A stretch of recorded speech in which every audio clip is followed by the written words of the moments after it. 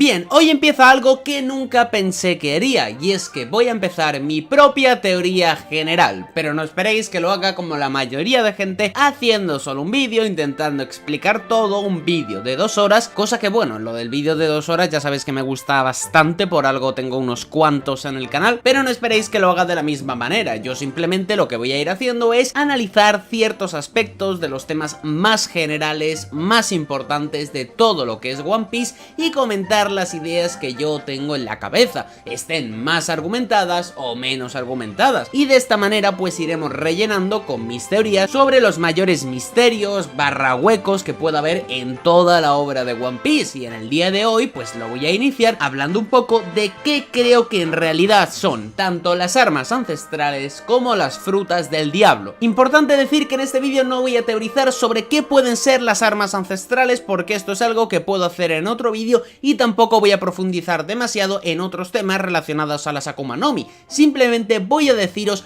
cuáles son los propósitos principales de estas creaciones, tanto de las frutas del diablo como de las armas ancestrales, y por qué creo que la comunidad de One Piece está completamente errada en todo lo que es la relación que tienen estos artefactos, por llamarlo así. Bien, empecemos con las armas ancestrales. ¿Qué son las armas ancestrales? Bueno, como su propio nombre indica, son unas armas que provienen de hace muchísimos años. No tenemos todavía una fecha clara para decir vienen de este día a este año a esta hora fueron creadas, pero sí sabemos que son armas que se han pasado a lo largo de unos cuantos siglos durante todo el mundo de One Piece, y que parece ser que algunas incluso, como lo puede ser Poseidón, pueden ser ciertamente hereditarias. Sabemos que estas armas tienen el poder, en principio, de ser capaces de destruir el mundo.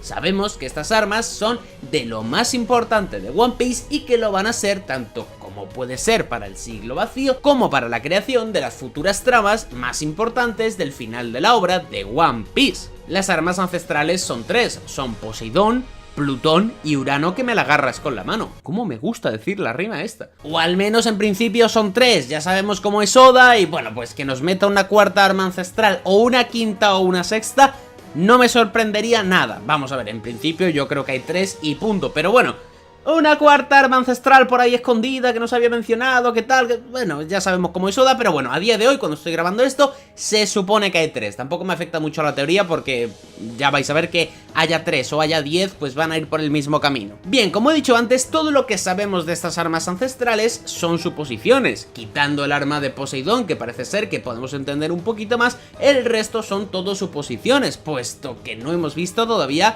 las armas ancestrales al 100%, no hemos visto su funcionamiento, no sabemos exactamente cómo funciona, y sí que podemos tener ciertas ideas, como puede ser la misma Poseidón, que sabemos que es Shirahoshi, siendo capaz de manejar a los reyes marinos, como se supone que Plutón puede ser una especie de barco, y como podemos saber también que parece ser que Urano podría ser el arma esta que se usó en Lulusia y todo el tema, o al menos que pueda tener mucha relación con esta.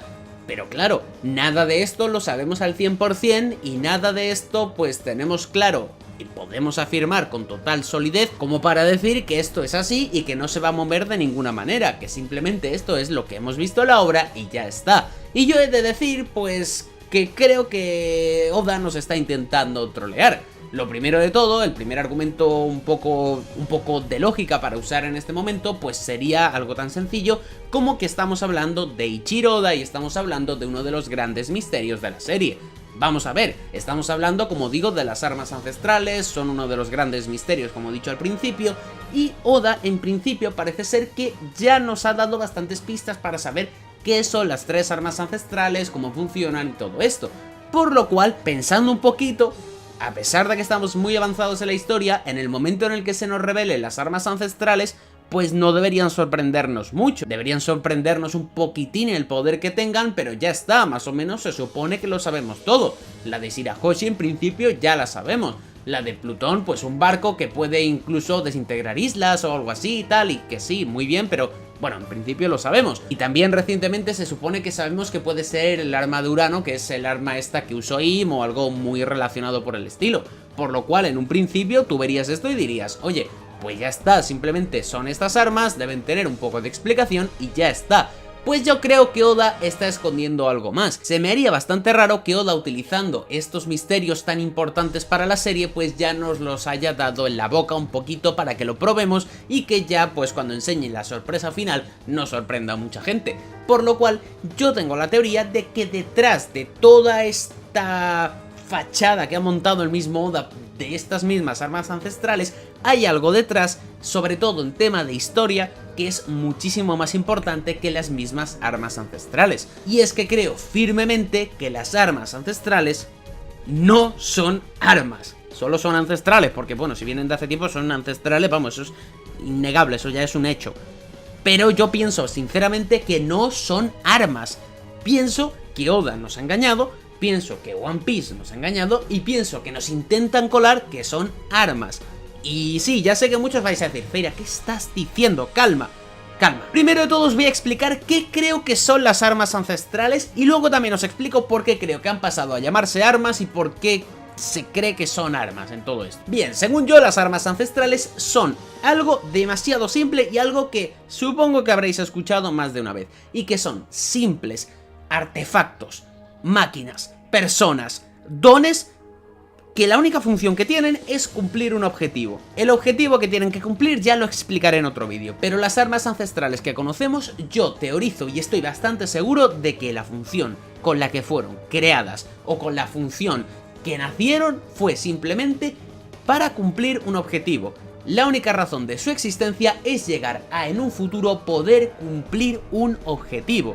Sabemos que son tres cosas que tienen un poder inhumano y que tienen unas características que son de locura. Tenemos lo que parece ser Plutón, que es capaz de borrar islas de un disparo. Sabemos lo de Urano, que borró a Lulusia del mapa también de un disparo. También sabemos la misma Shirahoshi, que es capaz de manejar a los reyes marinos, los cuales controlan todo lo que pasa en el mar. Y en principio, pues tú los ves y dices, es completamente lógico que sean armas. Bien, pues yo pienso que no. Pienso que todo esto fue creado para poder llegar en un futuro, en un momento concreto, a poder hacer algo.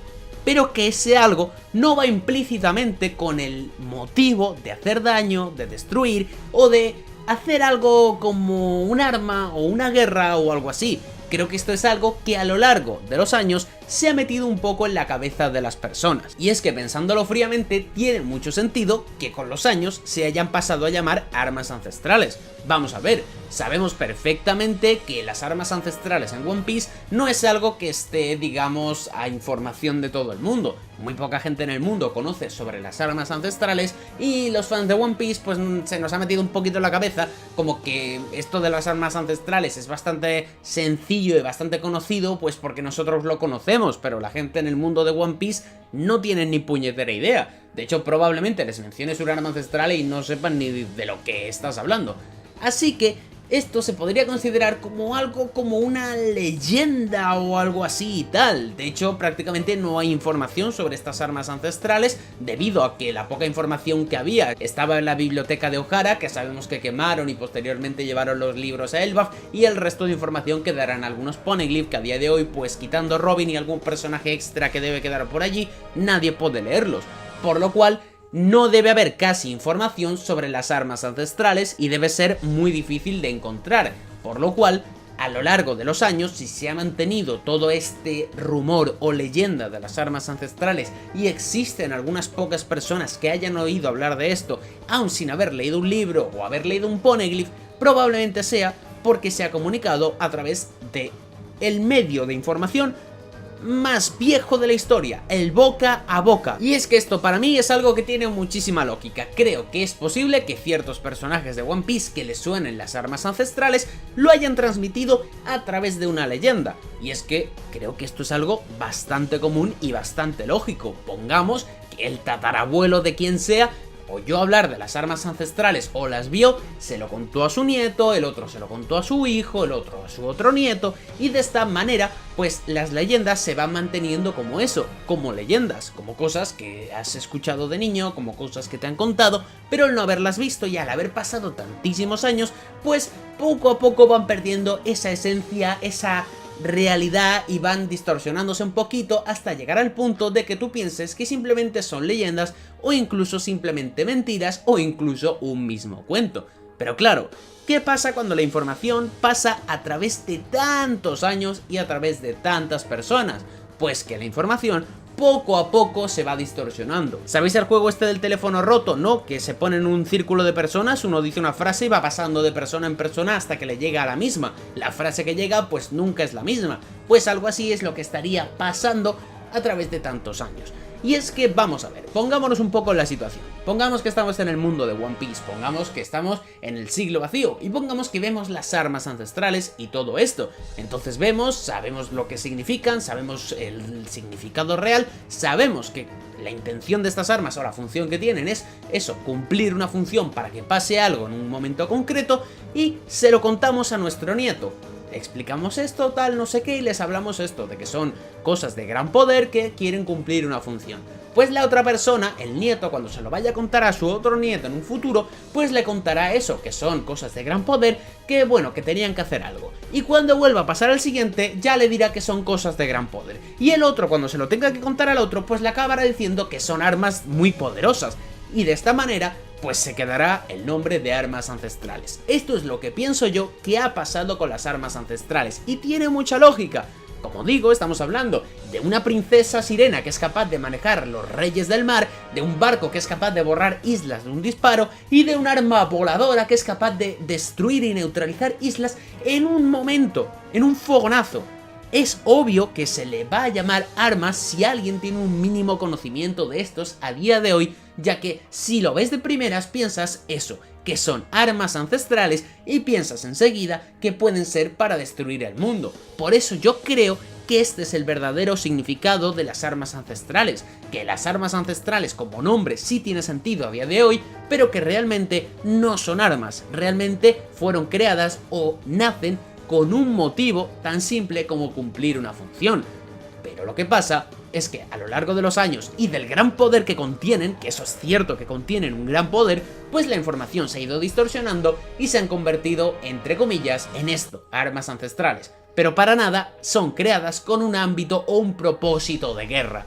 Y esto va muy relacionado también a lo que tengo que comentar de las frutas del diablo. Y es que bueno, vamos a ver lo de las frutas del diablo porque también es muy interesante. ¿Qué son las frutas del diablo? Creo que tampoco hace falta explicarlo demasiado. Son unas frutas que tienen una forma extraña que tú, al morderlas y digerirlas, pues obtienes ciertos poderes. Ya sea el de controlar fuego, el de volverte una chaqueta, el de controlar la nieve, el de volverte de diamante, el de hacer que ella te quiera. Bueno, de esa no hay fruta, pero bueno, podrían inventarla. Vale, vamos a ver, sabemos que son las frutas del diablo. Sabemos los tres tipos que hay, que son, bueno, tipo Zoan, tipo Logia y tipo Paramecia. Luego dentro de cada estas hay subtipos y bueno, ya sabemos cómo funciona todo esto.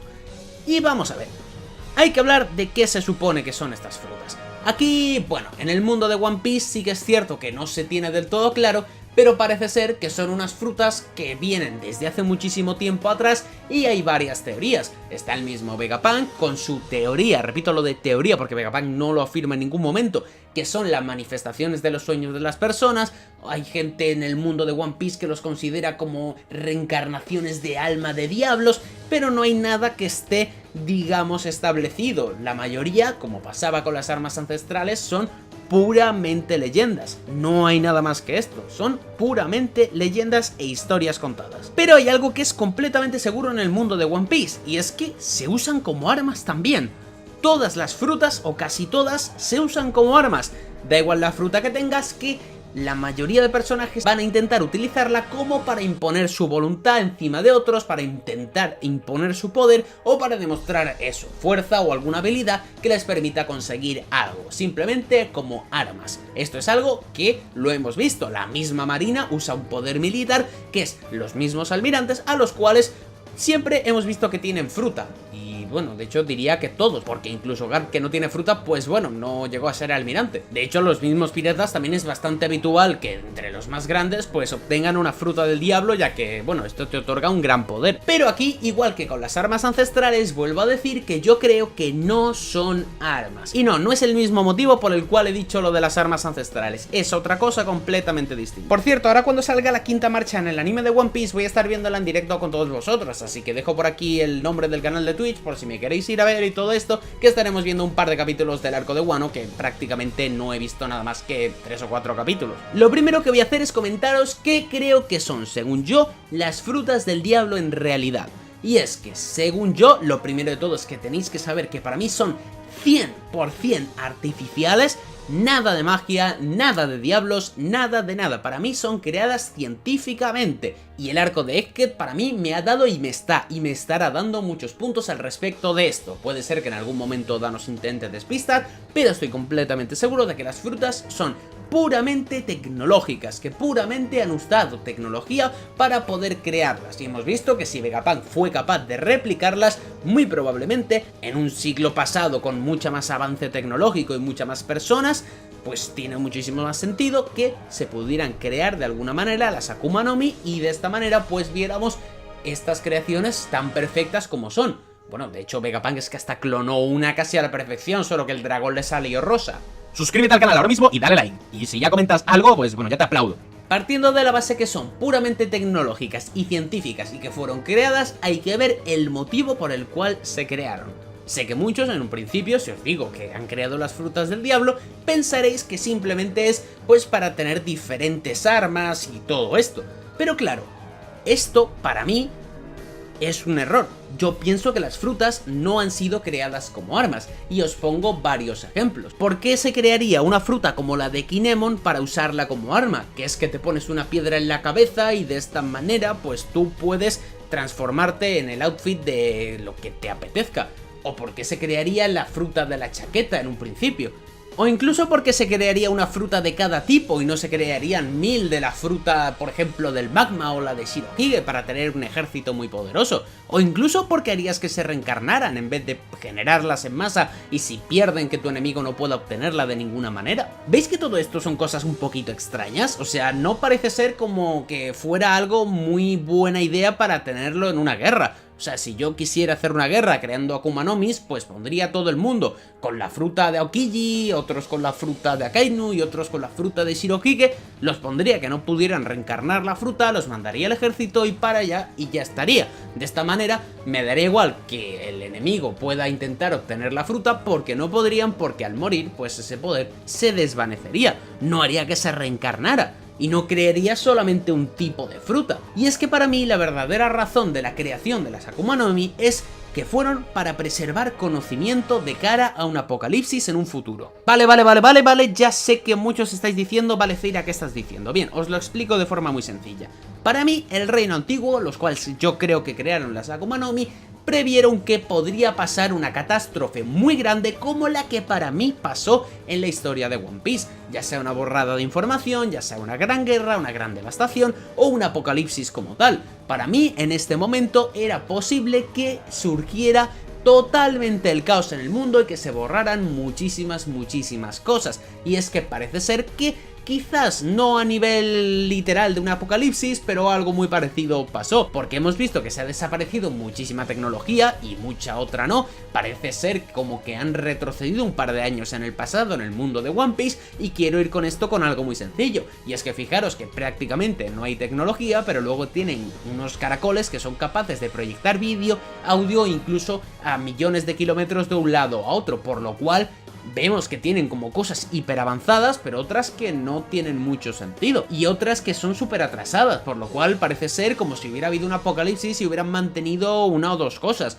Es bastante curioso, por no mencionar lo de que sabemos que se borraron 100 años de la historia, y esos 100 años de la historia probablemente fueron donde se borraron muchísimas cosas y se destruyeron otras. Pues bien, según yo, el reino antiguo previó todo esto y en su momento empezaron a trabajar en un plan por si estas cosas podían llegar a pasar, y es que pensaron que si existía algún tipo de guerra o algo así que se destruyera el mundo, necesitaban preservar el conocimiento para que en un futuro la especie humana pues pudiera sobrevivir y pudiera volver a crearse de nuevo. De hecho, esto es algo que ha pasado en el mundo real, y hay ciertos sitios, hay ciertos laboratorios, y hay ciertos sitios, hay ciertos búnkeres y hay ciertas inscripciones en ciertos sitios para hacer que la humanidad, en caso de que ocurra una catástrofe, pueda volver a resurgir. Hay un sitio donde hay, creo que son 21 como normas o leyes o algo así, o 21 pasos como para que la humanidad pueda de alguna manera volver a florecer. También tenemos otro sitio donde conservan una especie de cada planta de todo el mundo para que en un futuro, si ocurre algo, se pueda volver a repoblar el mundo con todos los árboles. Es decir,